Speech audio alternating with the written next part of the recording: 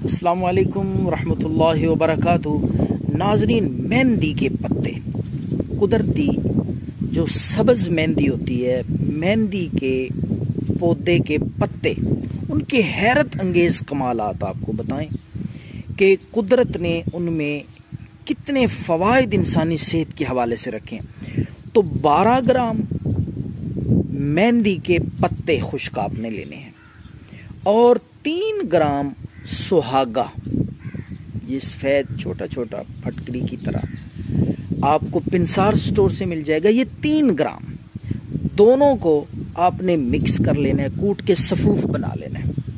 तो 1 चुटकी ताज़ा पानी के साथ सुबह और 1 चुटकी शाम को आप लें तो ये हैरत अंगेज़ नुस्खा है। बवासीर, कब्ज़, बवासीर चाहे जितनी पुरानी होगी, इंशाअल्लाह अज़ीज़